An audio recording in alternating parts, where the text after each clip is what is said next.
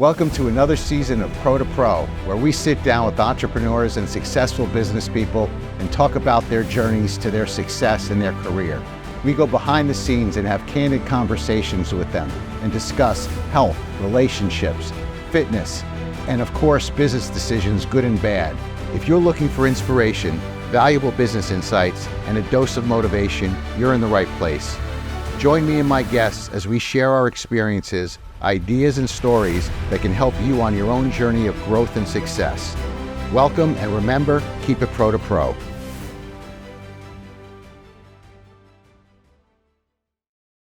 Welcome, everybody, to another edition of Pro-2-Pro. I'm here with my friend Tom Kazbour, aka the Pizza Man. How are you, Tom? Doing great. Nice to see you. You too. Finally got you here. You worked your ass off, but we're finally able to corner some time and get you to join us on the program. Thank you. Absolutely. Glad to be here. I was a little bit nervous because I've never been on a podcast, but I'm excited to be here with you and share some of my life experiences. Good. Well, nothing to be nervous about. This is us having a conversation, which is great. And for our listeners and our viewers, they're going to enjoy this for sure. So obviously, you and I have talked in the past about life in general and spouses and family and things like that. And for the most part, our podcast talks about those things. We, have the opportunity to sit down with very successful people like yourself and get to talk about so many different things and share experiences. So for you, just for our listeners and viewers, let me share with them the fact that, you're a very successful franchise owner, probably own close to 200 Hungry Howies. Is that about right?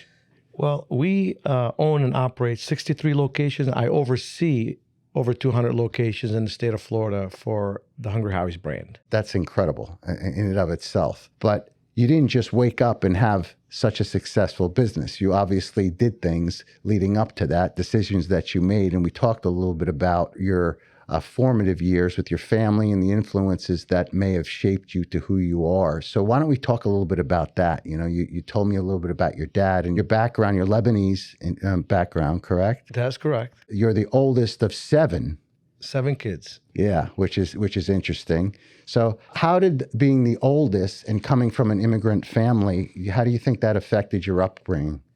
My dad was always positive, but was always leading us by example and sharing with us stories. Me being the oldest, looking back, there was always my father that you don't want to disappoint him. My dad raised us with a lot of love, a lot of knowledge about life, and my dad would tell us stories to lead us into the right direction. It was never, don't do this. My dad would give us a story why you don't want to do this. So as I grew up, some people might say that, hey, I did what I did because I was afraid of my father. It was never that. I never wanted to disappoint my father. So to me, as I was growing up, I always had the thought, whatever I decided to do, is it right to do what I was going to do? And is it the right thing to do because my father would approve of it or not to disappoint him? Because to me, that was just pure love given back to my father, that I don't want to disappoint him. I want to be proud of me. So my dad, came to this country in the late 60s, worked at Ford Motor Company. Before that, my dad in Lebanon had a furniture factory. And for different reasons, my dad back then dealt also in Marlboro Red cigarettes that were imported from the U.S. Basically, they were not illegal to sell. So through the process, my dad ended up in this country in the late 60s. He was well-to-do overseas, come to the United States as an immigrant. And my father had to start back from scratch. Here's a man that used to walk around with bodyguards. Oh, wow. A man that had a furniture factory. A man that, my mom had maids and servants and drivers. To my father coming to this country, didn't work for a year and a half, and we brought enough money, then ended up at Ford Motor Company in the foundry on a production line. So imagine what kind of man that that did what he did for his family. He couldn't bring all his children to the United States in the beginning. He left us behind with my grandmother. Not all of us. 4 of the kids were left behind. because he could not afford to bring us. So then when he was able to bring us, I was 9 years old. He brought us. I was the oldest. When we arrived to the United States, when we landed, we came with somebody that my father knew, their brother. And when we landed at the airport, Detroit Metro Airport, my parents were not there. Because my dad didn't make it to the airport on time to pick us up. Oh my gosh. So the guy takes us with him to his house. And then an hour later, my father shows up with my mother to grab the kids. I remember my dad never showed any affection. And we get to the house that my father has bought to bring us here. We walked in and I told my mother, is that where we're going to live? Because where I came from overseas, my dad had the most beautiful condo, the drivers and all that. My mother said, shh, don't let your father hear you. Oh boy. Okay. So we, for us as children, we were living one lifestyle, we come here. And then as we settled in and all that, I seen every day my father put in his overalls that Ford Motor Company provided to go to work. And my dad would work 12 hours a day, double shifts, 7 days a week, and then have odds and ends job to raise his family. I look back, my father's out of third grade in Lebanon, accomplished all he did over there to come to this country, start back from zero, and taught himself how to read and write English. In the house that we lived in was just a very simple blue collar. The house was one street away from the foundry, so you can take what kind of neighborhood it was. It was just an immigrant neighborhood. But my father raised us the right way. We're not allowed to go outside. My dad was very protective of all of us. He wanted my mom to be around us all the time, even though he would work day and night. I remember somebody came to him and says, oh, you got 7 kids. You don't make enough money to raise your big family. The government would help you. My father was so offended. He told the guy, how dare you tell me to go have the government give me money to raise my kids. These are my kids. I brought them to this world. I will raise my own kids. No government is going to feed my children. So it sounds to me that obviously he was an incredible influence on you. I could tell. Anybody listening to this can tell. And you're smiling and prideful and talking about him. He clearly imparted to you a work ethic and a responsibility to do what needs to be done for your family, near and far, which I know that you continue to do. How was it as being the firstborn? How was it in regard to 6 younger, siblings? How did you reconcile your role in the household with having such a strong presence of your dad as you were growing up? My father always made it clear that I'm the oldest. If my brothers would say something and I would say something else, my father would intervene and would be, well, your brother is right. He's older. He knows more than you. You need to listen and follow. But at the same time, my father made it clear how I had to be responsible how I acted. Because how are they going to listen to me? How am I supposed to lead by example? So your modeling behavior had to be such. So you had a lot of responsibility as the oldest in the household. Absolutely. Because I felt that I could not do wrong because then I'm not doing right by my family. Do you believe that the influences of you being raised in that type of environment basically run in your blood to this day? Absolutely. I'll share this with you. I got 6 siblings, and people might think it's crazy. We've never, ever had a disagreement among each other. And I am in business with my brothers. Wow. And never, ever, we ever had a disagreement about anything because the way we were raised, my father always say, don't let nobody get in between you guys. You guys are brothers. You solve your own issues. And never let money get in between you guys. Money comes and goes.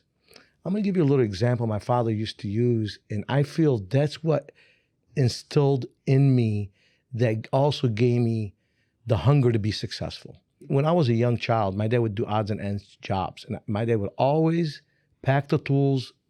We used to renovate basements. And by trade, my dad can do electrical, plumbing. I thought he was a brilliant man. He taught himself everything. As my dad would be nailing the 2x4s, my dad would be telling me stories about life, experiences that he had. Now I look back, my dad used to share these things with me he was a teacher. He was teaching me.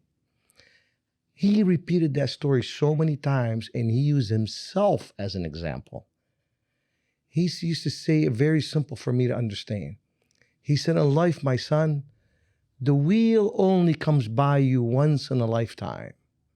And when that wheel comes in front of you, if you don't jump on and hang on to it and let the wheel roll with you, you'll never see that wheel again the rest of your life. And what he was talking about, I didn't used to get it. When life gives you an opportunity in business, if you don't handle it right, you don't nurture it, you don't respect it, you don't harvest it, you're never going to have the opportunity in a lifetime again. What a nugget that is, because I see people talk about this all the time. They say, well, how did you get to where you were? It must have fallen in your lap or this or that. I say to people, I go, you have blinders on. These opportunities are passing by day in and day out. If you're just not taking advantage of the opportunity, your eyes are not open to see it. So your dad's telling you at a young age about this idea, this concept of the wheel there, and it ingrained in you, didn't it?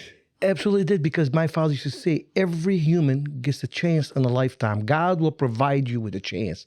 If you don't take advantage of the chance, and you don't harvest it, and you don't respect it, and you don't take care of it, your chances are gone in a lifetime. And as I've grown, I see people around me, and that is so true. Yeah, yeah. It might sound like, wow, how can that be? But it is true. Yeah.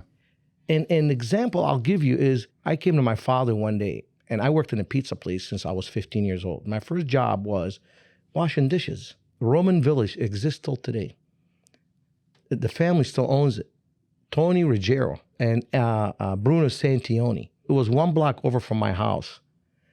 My dad's friend came over one day, and he was delivering pizzas for Tony. And I said, you think they're hiring anybody? I'm 15. I can get a job. He said, I'll talk to him. I went over there, talked to Tony. Tony says, who sent you? I says, Salim. He says, he looked me up and down. Tony says, yeah, you come tomorrow, and you're going to be dishwasher. I said, okay. 15 years old, 6:30 in the morning till 5 o'clock at night. You're washing dishes. Washing dishes, sweeping floor, cleaning toilets. I was so grateful. I was grateful. Did that. And then all of a sudden, school started. I said, Tony, I can't work these kind of hours. I was working 6-7 days a week for $220. And Tony says, oh, my boy, I really like you. I'm going to teach you how to make pizzas. You just come and you work after school. I had a full-time job all through high school. I would work till 10, 11, whenever Tony decided to send me home.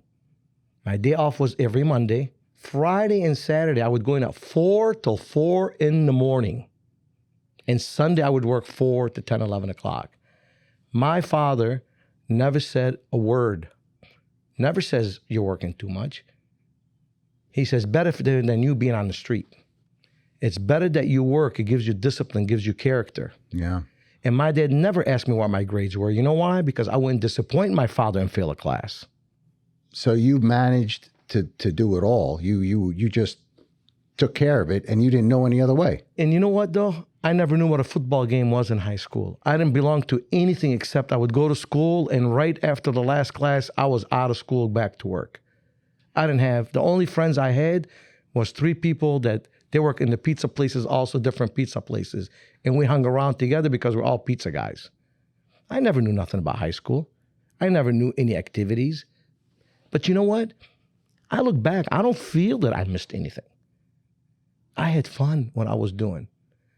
I enjoyed it. And you learned, incredible. At 15 years old and the opportunity, you probably learned the business as much as you could making the pizzas. You started as the dishwasher. Some of the topics we talk about on the podcast about whatever business you're in. If you want to become an expert in that particular business, you better know every single facet of that business.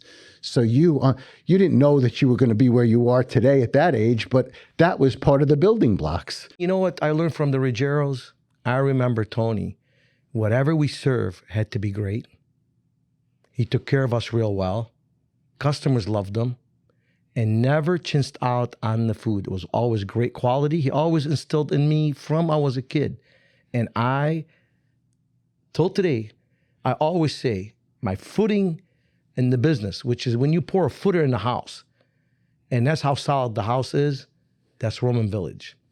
Service, cleanliness, take care of people, take care of your people that you work with, and never be afraid to work.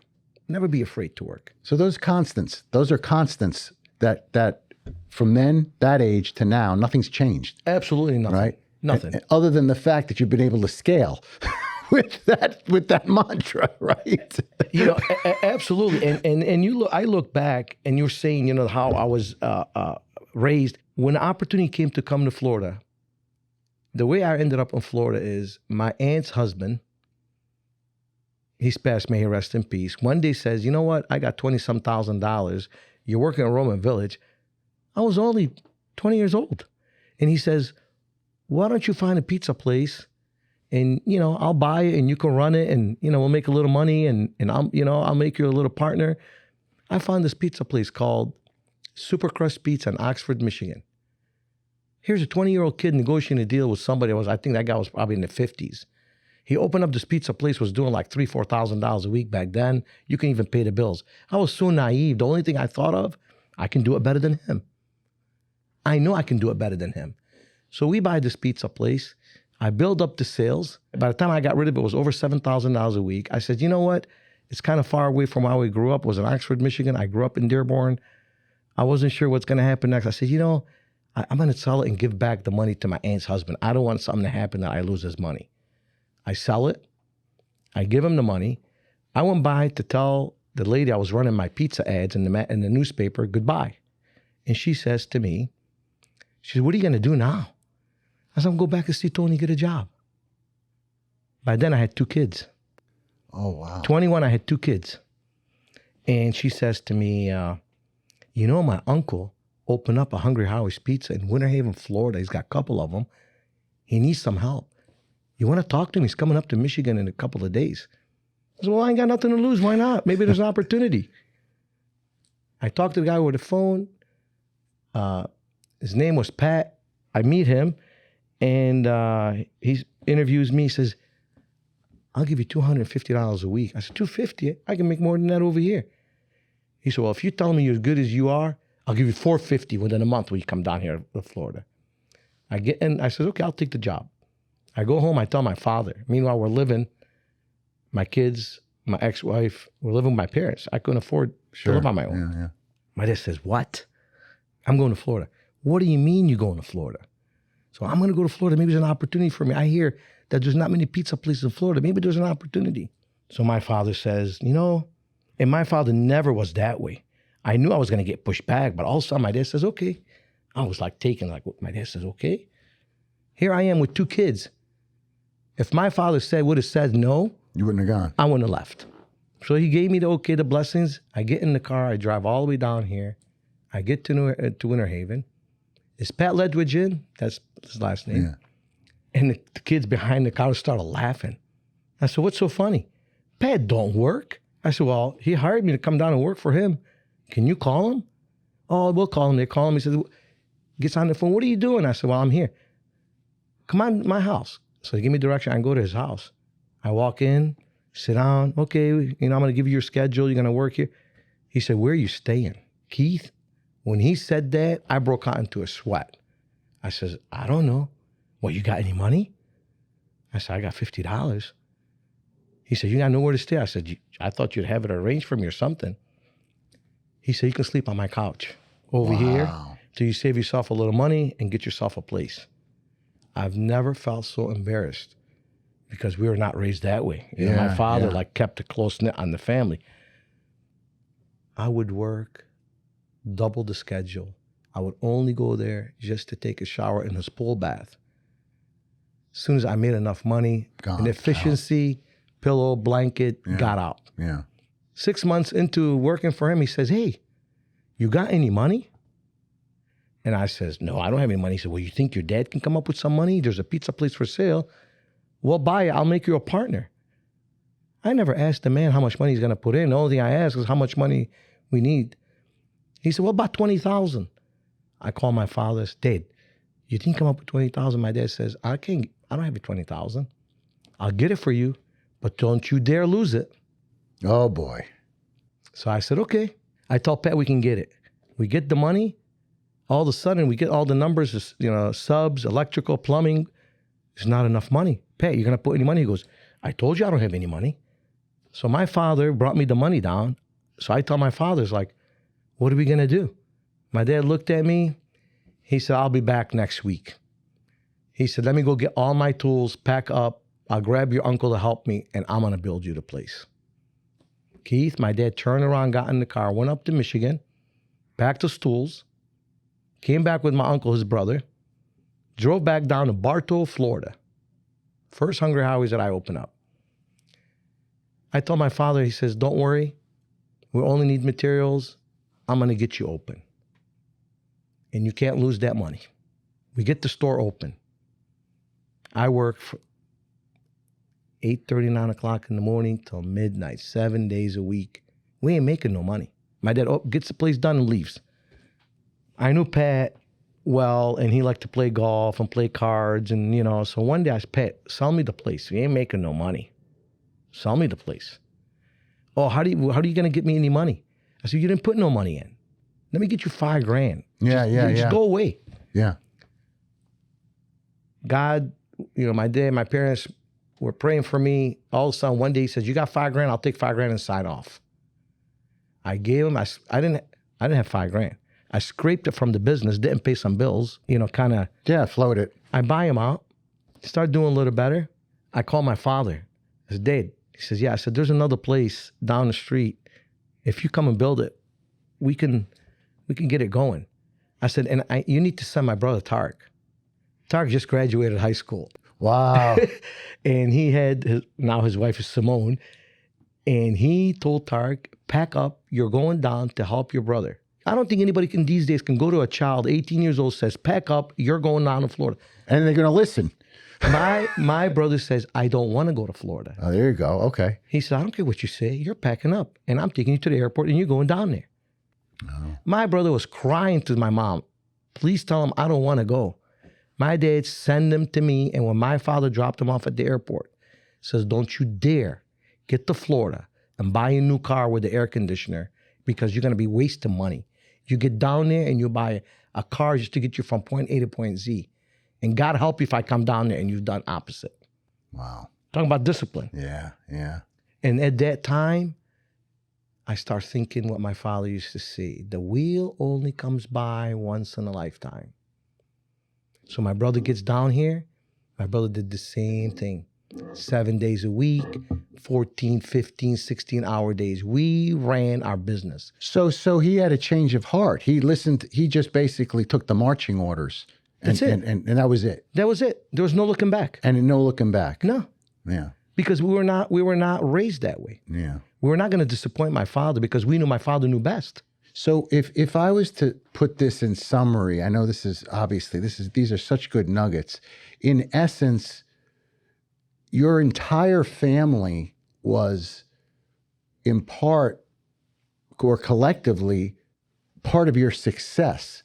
And what I mean by that, obviously you had to do the work, you had to take some of the risk, but you weren't on an island by yourself during the decision-making process or some of the challenges that you were faced with, based on how you were raised, based on how your dad, was involved in your lives. You had like a mini army, so to speak. You had like a concierge, so to speak, there to help you in navigating through your endeavors as an entrepreneur. I mean, you had an infrastructure there, I think, as we talk about this, that helped you.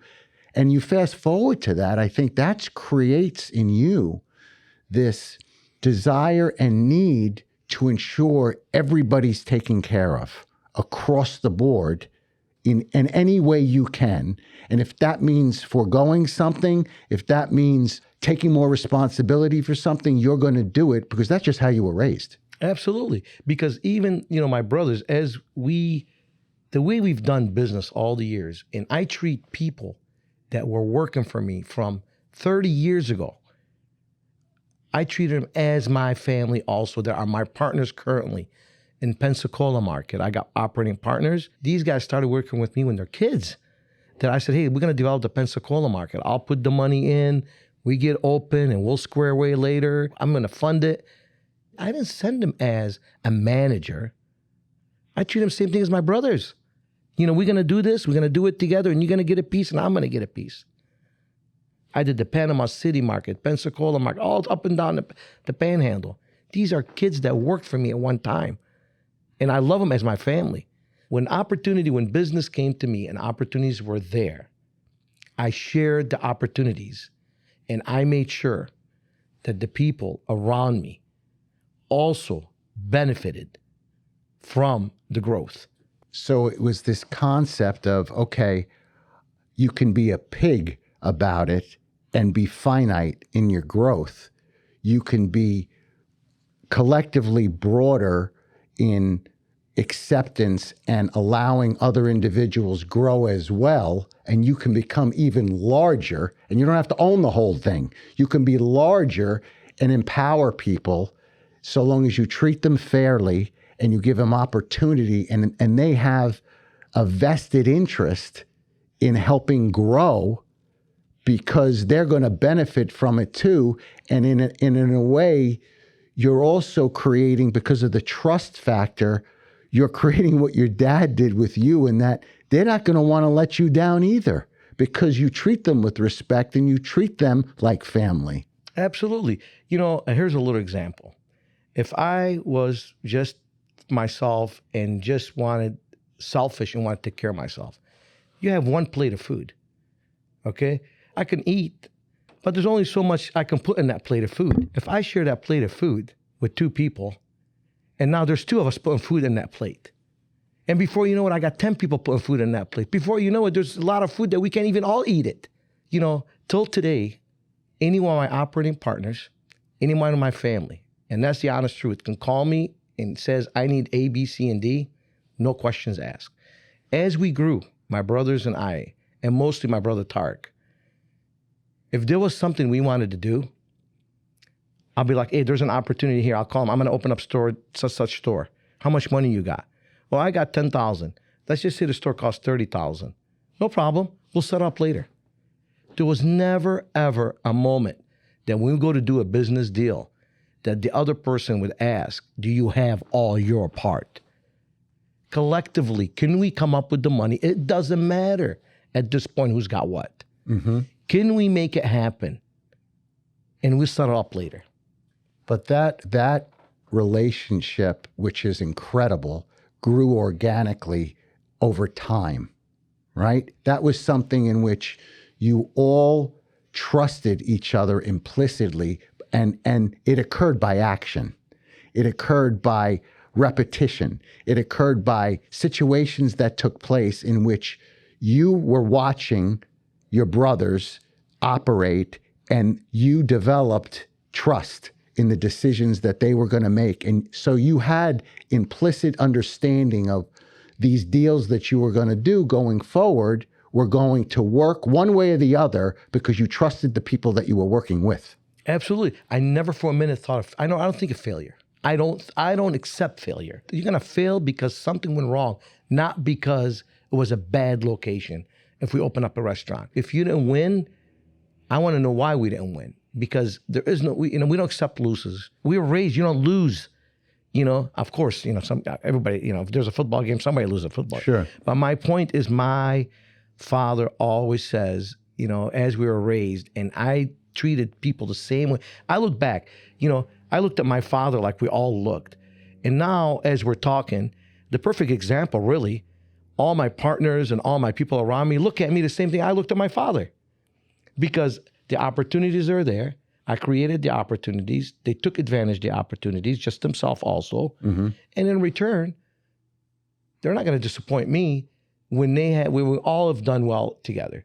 So, do I sit on a position that is a higher position than everybody else around me? Yes. But I always say, I don't take all the credit. It's myself and my team, which is, all the people involved with me in business. We did it together. And you continue to do it together. And I won't do it any other way. Yeah. To me, I like to sharing things because my biggest joy today, Keith, it might sound crazy. I was growing up. We didn't have new cars.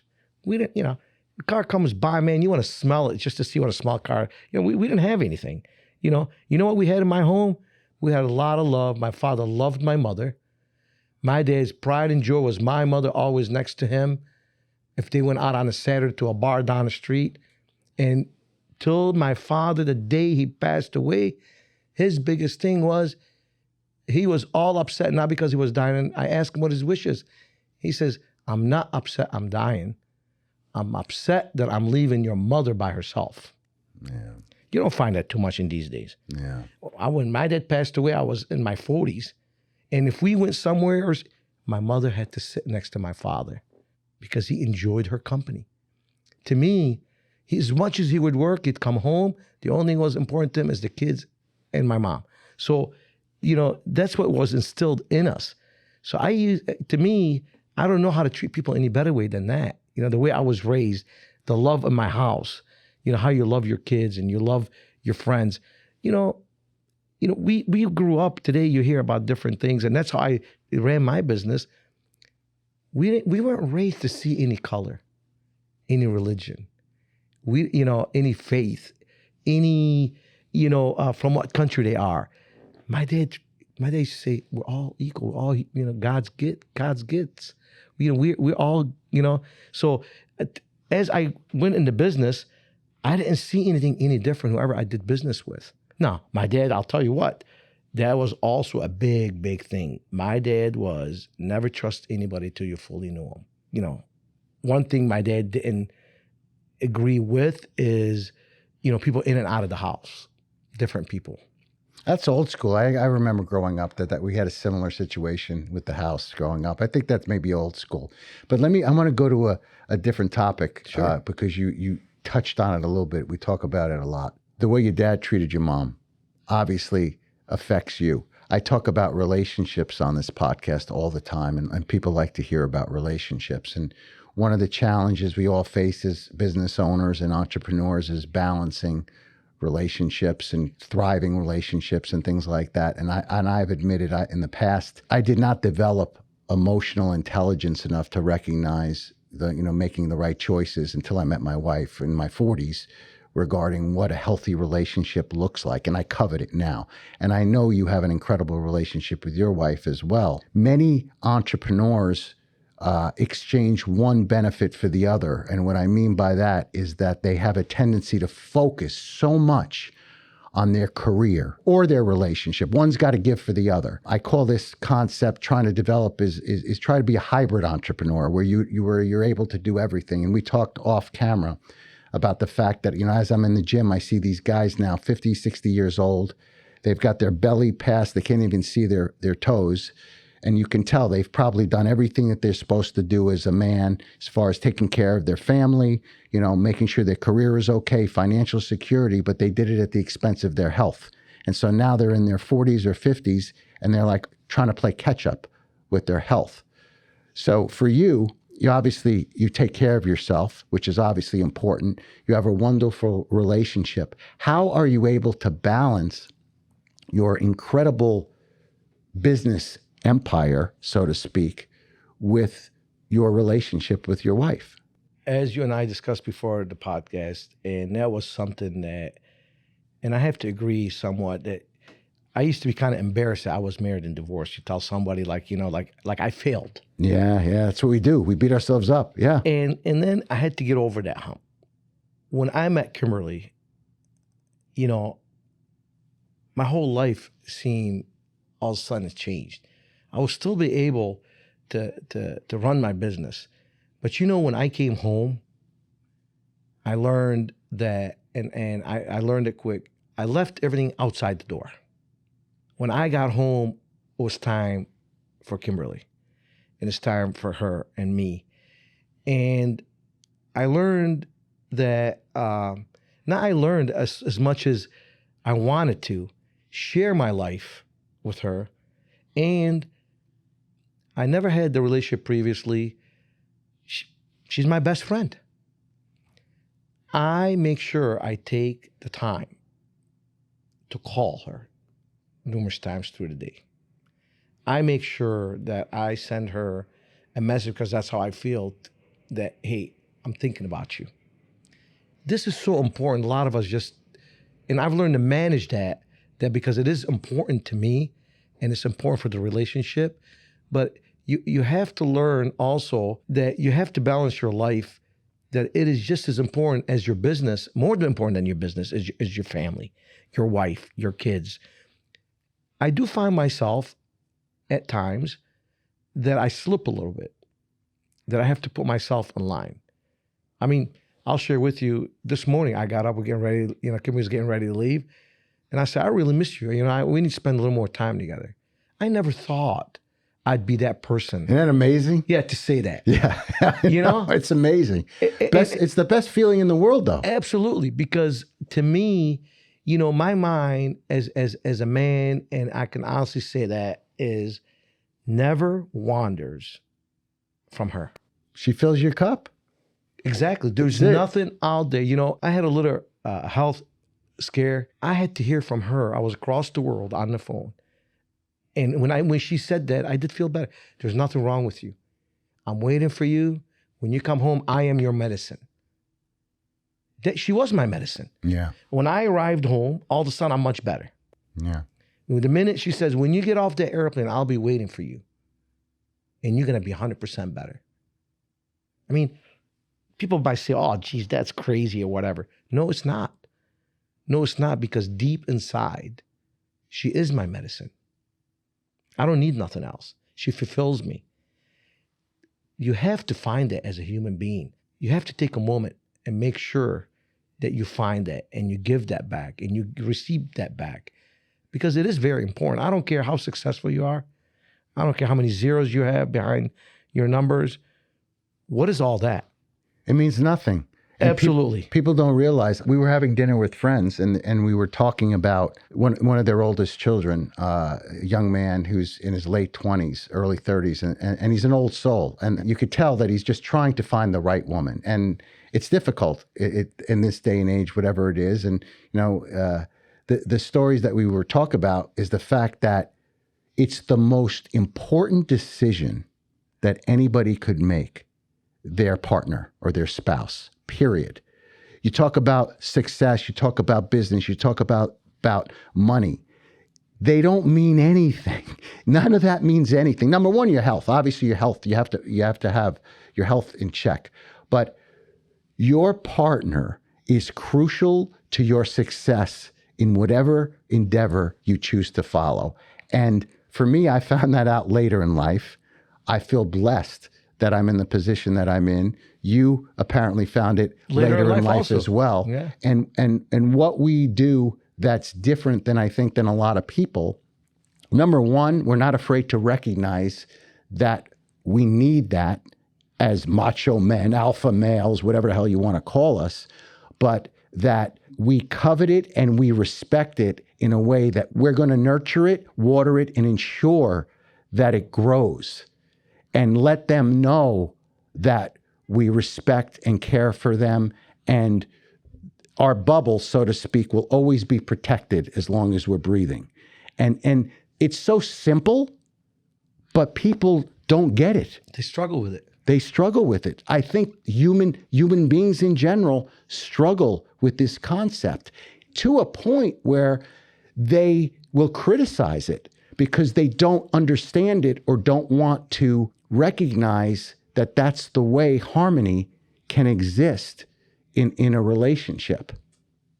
I'll share this with you. You know, after Kimberly and I moved together before we got married, I remember way back then, we're talking close to 20 years ago. I said, Kimberly, when I leave the home every day, I got to leave with a clear mind that my home, which is her, we didn't have our children yet, I got to leave in peace. Because when I leave the home in peace and knowing the one I love is in peace, that I left home, I said, there's no stopping me. Keith, when I got a divorce, I went back to zero. Okay? It didn't mean nothing to me.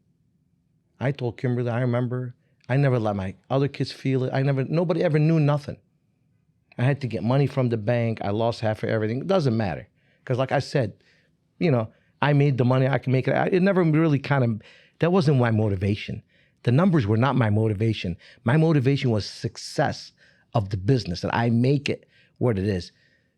I said to myself, I'll make that money back in 3 years what I lost in my divorce. And it didn't mean anything. Since I've been with Kimberly, Kimberly walks me to the car every single day. People might think it's crazy. We've been together all these years. There's never been an argument, never been back and forth.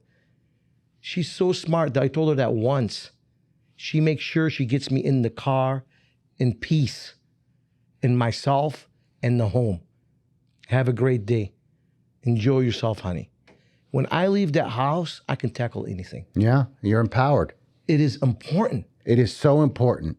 It is so important. I talked about the fact my dad told me years ago, you find the right woman and that woman will empower you to the nth degree. You will be able to do anything you want because you know that at your home and behind you and next to you, you got your best friend who, even if you fall on your face, she's going to help you get up, even whatever it is. And she's going to ensure that your home is taken care of. All the other issues that are going on are taken care of. And if she's got a job or whatever she's doing, somehow, some way, you mutually will both be able to move forward together because you have this underlying respect and love and appreciation for each other, period.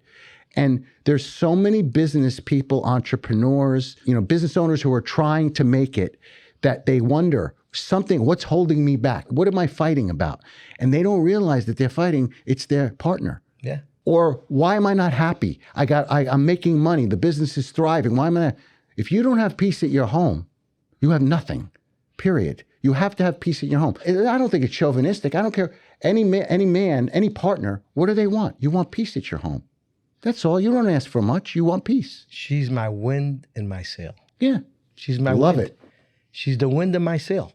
When I leave the house and when she will tell you, she said, you can do whatever you want to do. And I believe it. I don't want to bring up my ex-wife at all, but I'm going to share one thing with you that I think is extremely important. She used to say something to me that always used to crush me. And I never looked at it that way. And that was, when enough is enough, how much money you want to make? I never looked at it like that. She never got my vision. Yeah, yeah. And that used to irritate me, not when enough is enough. And I used to think, how can you even say that to me? Yeah. And it wasn't about the It had finances. nothing, yeah, she didn't know you. No. Kimberly, listen, I can walk in the house, Kimberly knows me. Something's wrong, she'll know before I even say anything. Because she knows me. She knows how we know each other. It is so important, as you stated earlier. People say, oh, you don't want to show that, man, All of that means nothing to me. Because having her and having confidence in myself, Keith, I can lose everything today and I'll make it back. I'll make it back because I got confidence in myself. I'm not afraid to pick up a broom and a mop to sweep and clean the toilet if I had to. I tell Kimberly all the time, you never have to worry. I'll always take care of my family. Always will take care of you and the kids. Never worry. And she'll tell you, I believe them. Yeah. People are going to talk and they're going to listen to this podcast and they're going to go, okay, guys, you're talking about all this. You're lucky. You got these wonderful partners, well, the question is, well, how did you get there? How did this happen? Well, I will share with you, and you may agree, or you can give us your take on it. I didn't just wake up. We didn't just wake up, my wife and I, and become where we are today. Just like with business in life, right? For me, it took strong communication in the beginning and transparency. And what I mean by transparency, vulnerabilities were opened up for each other. We both learned how to trust each other, the good and the bad of our innate personalities, whatever it was. And I don't mean that we were dysfunctional with each other.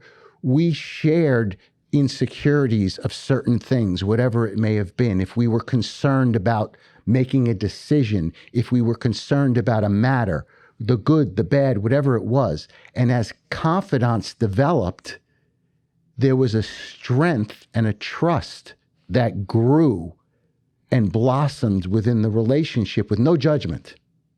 There was no judgment. In fact, my wife showed me how to love myself and stop judging myself for the poor decisions that I made. And I believe I did the same for her when she shared with me as we talk about some of these things. Because like you, I had this, I viewed it as a scarlet letter on me that I was divorced twice, that I couldn't make the right decisions in relationships. So my career bounced around a little bit until I got to where I'm at now, recognizing that I need to be my own boss. But for purposes of relationships, I was emotionally stunted in that. But my wife helped me through this process. I get DMs from people, or I get messages from people saying, you don't need a woman. You had it in you all to begin with, this and that. You know, I prefer this setup that I have now, because I think life is too short to do things, and I want to share with everything with the one that I love. So tell me a little bit, how did you and Kimberly get to where you are now in your relationship? I never seen anything with her except perfect. I never seen anything else. I don't care what she did. It never bothered me. To what you said earlier, I accepted her for everything the way it is. You know, I never was judgmental about anything because I loved everything about her. So even though sometimes maybe to some other people like, what the heck, you know, I would be irritated, whatever. I never was irritated. Because as you stated earlier, I took everything with her. I didn't see faults in her. And even with me, she helped me in a lot of ways where it is okay, honey. It is okay that you feel that way. It is okay that, you know, you don't want to do something. It is okay if you don't want to go somewhere. You know, my previous life, if I didn't want to go, if we went to a restaurant and even the restaurant was made by choice by the spouse, and you got there, it was your fault that you had to wait 2 hours in line. Keith, I carried that for many years, that, you know, whatever decision, wait till we get there, what am I going to get? You know, what kind of lash I'm going to get back? We should say, when's the shoe going to drop? Yes. Yeah. Walking on eggshells in your personal life. And it took me a while with Kimberly because I couldn't get over, you know, Kimberly's like, what's the matter? Yeah, you essentially, you had to deprogram. Yes. And then Kimberly's like, honey, what's wrong with you? You know, it's okay. You know, oh, we got there. There's a line. You know, we can go somewhere else. It's okay. We can wait. There's not a problem that we wait. If we got a bad meal, you know, don't worry about it. We'll go somewhere else next time. It took me a long time. You know, I was growing up, like my dad didn't believe in a lot of divorces and all that. So you try to make things work. But, you know, when I really realized that after my father passed away, as I said earlier, it opened up everything for me where I knew I wasn't happy. It was basically when my father was alive, I just covered it, accepted it. When my father was gone, I felt like, okay, there's nobody to say no the way I feel. And as a man in general, I don't care if you're at a job or a relationship, friendship, I don't care what it is. If somebody continues to push you, it makes it hard for a relationship, then you don't need it, my friend. Yeah. Because life is too short. Life is so short. And I'm not talking about a spot. I'm talking in general. Anyone.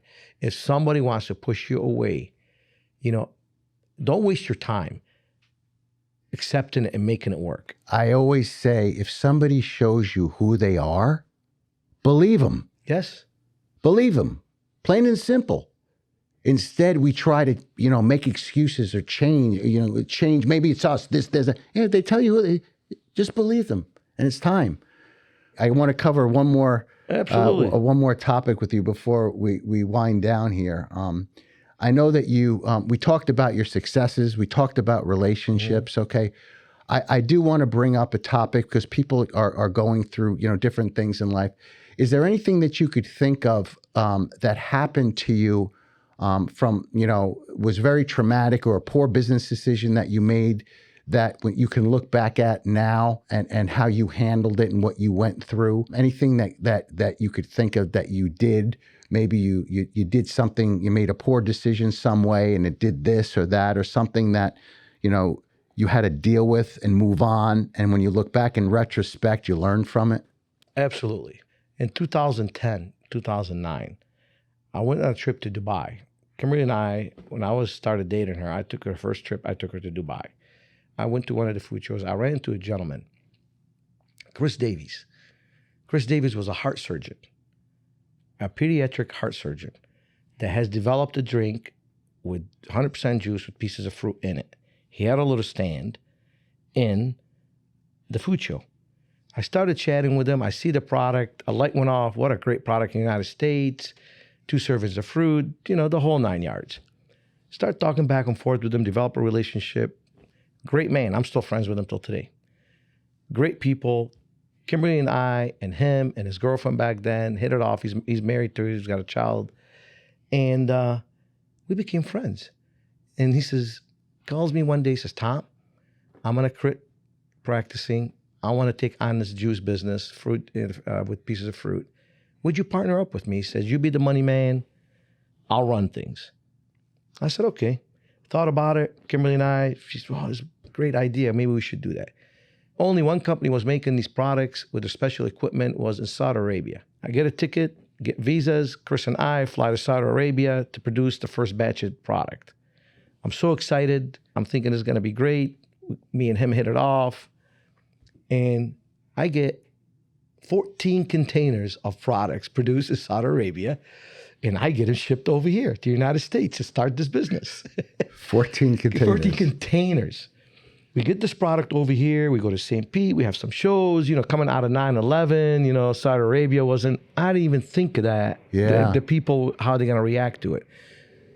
Go to a bunch of shows, introduce the product. Everybody loved it. Then the lashback started. Where is it being made? They look at the can, made in Saudi Arabia. People will be throwing it back at us. Wow. So I call Chris. Chris, this is not working. People don't want the product because it's made in Saudi Arabia. I got an idea, Tom. We'll build a plant in Wales, UK, a juice plant, a fruit juice plant. So I said, well, what is it going to cost? He gives me a budget. It was like $700,000. I looked at myself. I said, okay, I can squeeze that money. I send it to him. We start building the plant.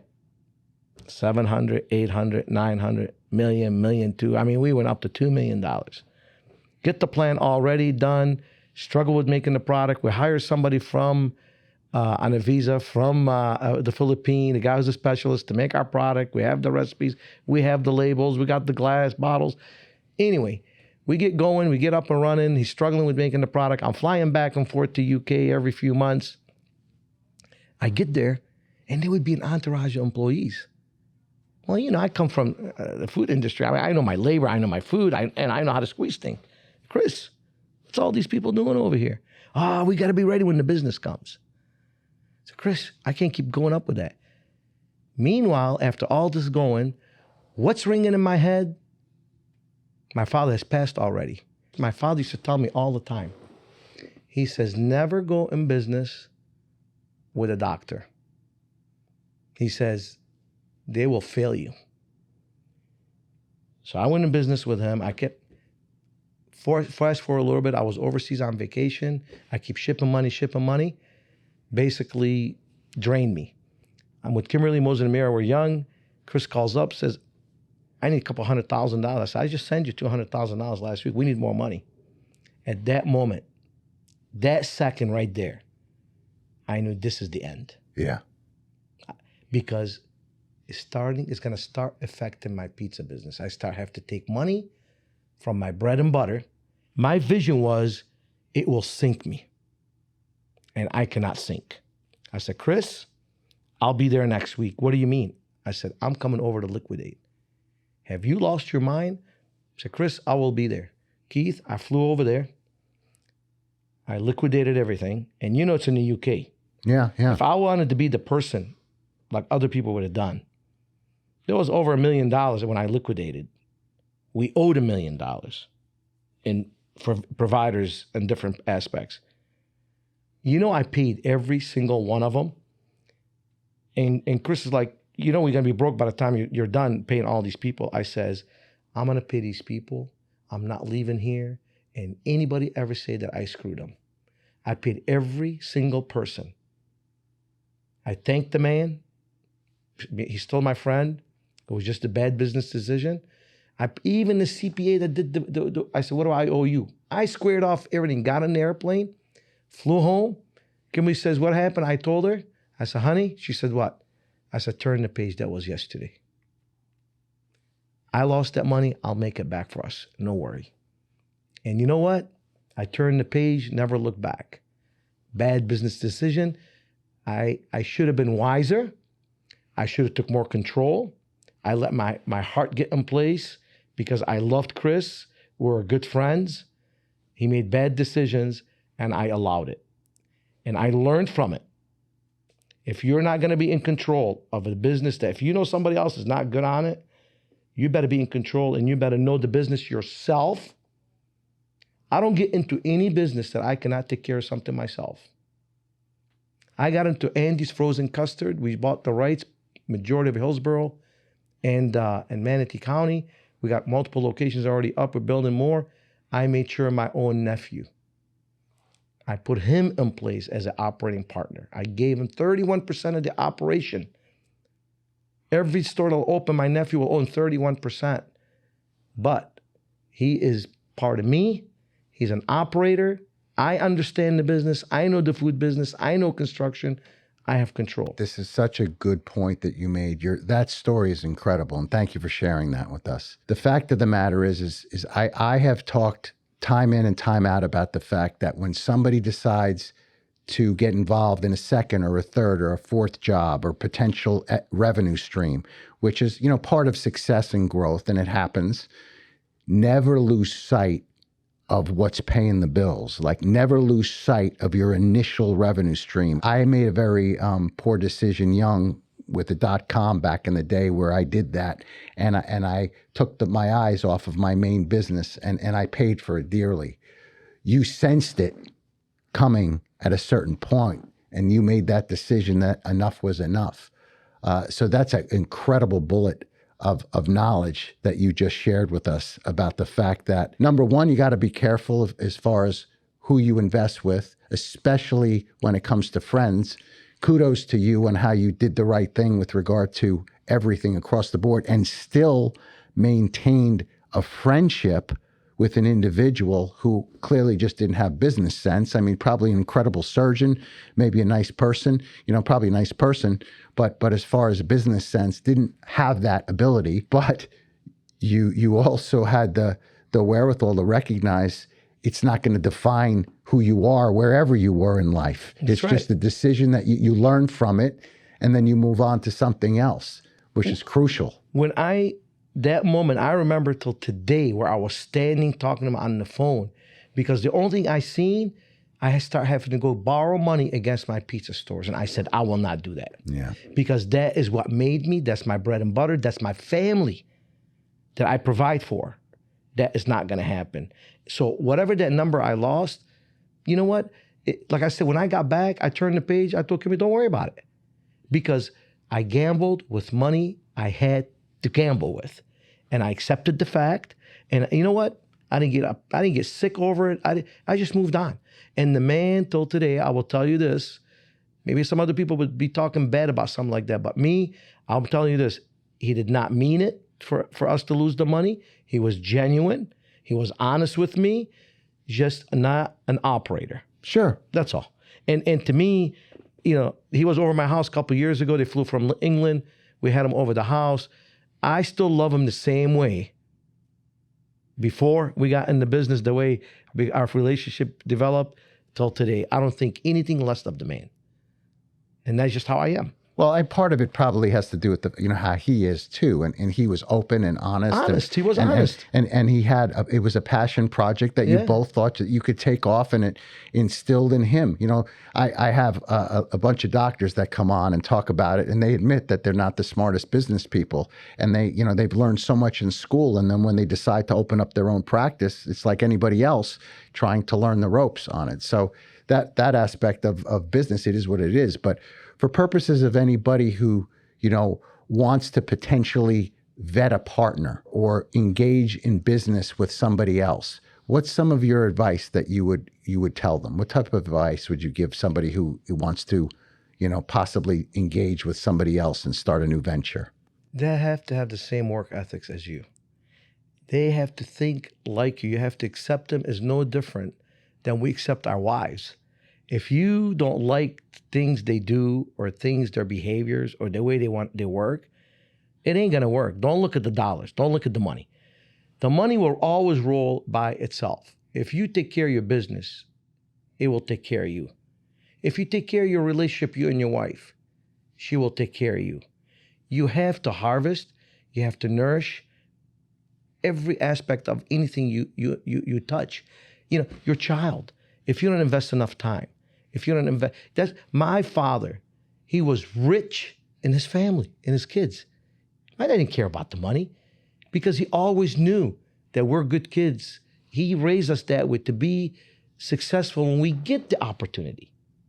When we get the opportunity, he knew that we will be successful.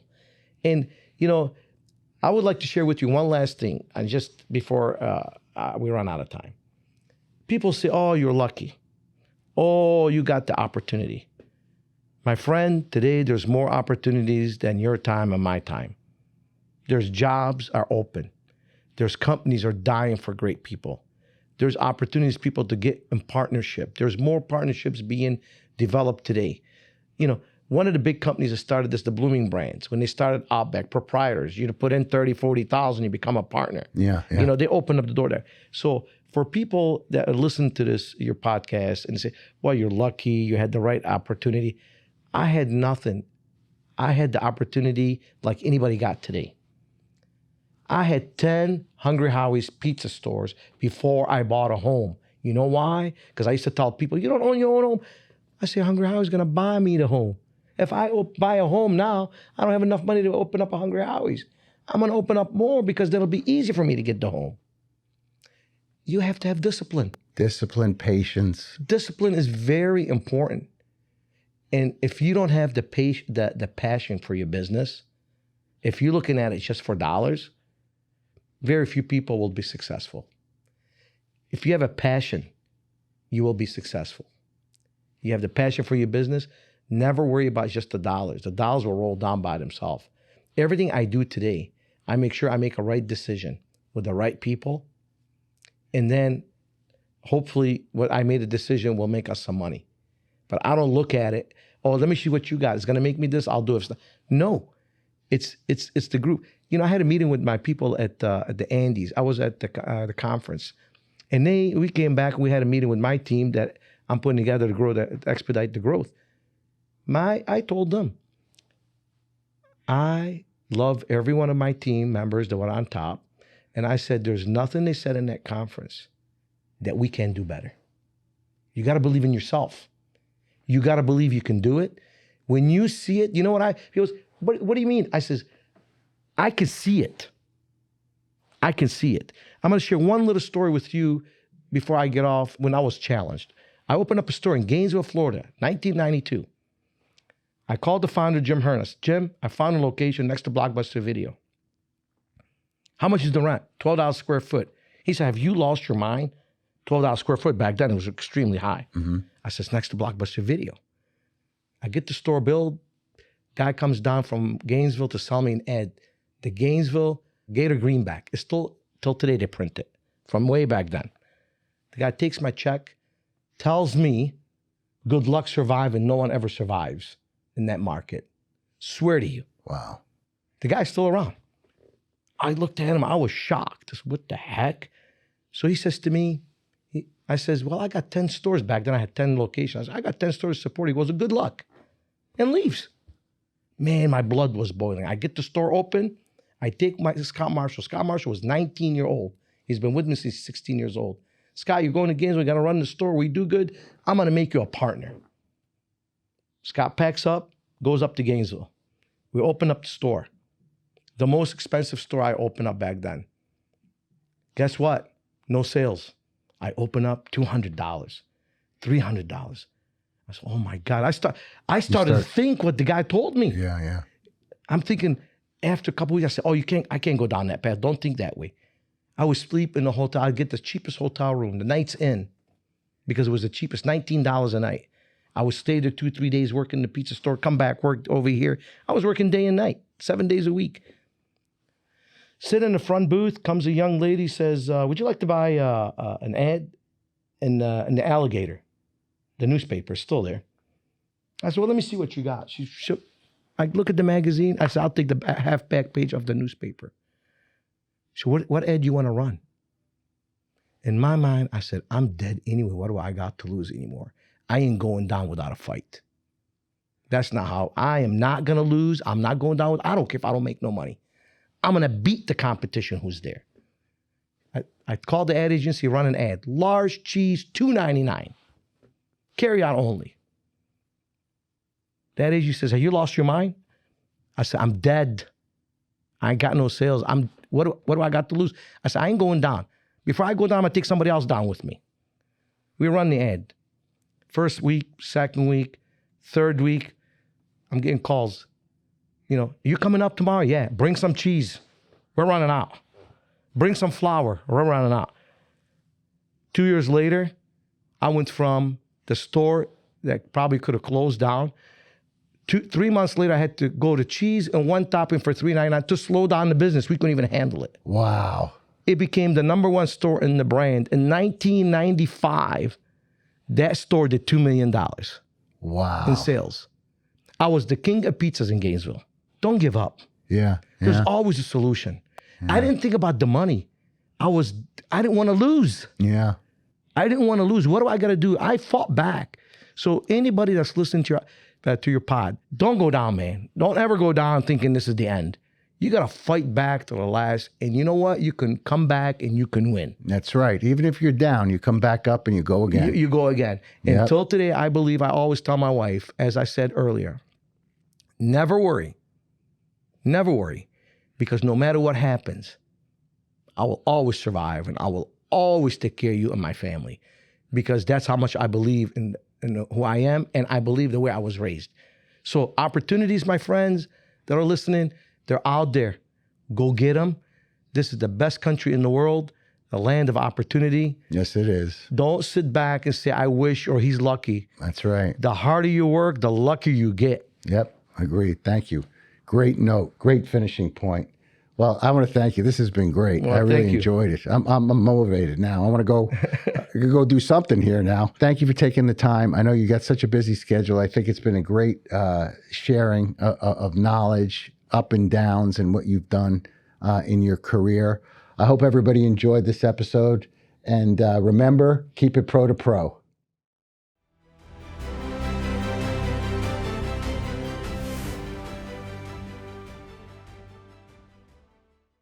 That's all for today's episode of Pro-to-Pro.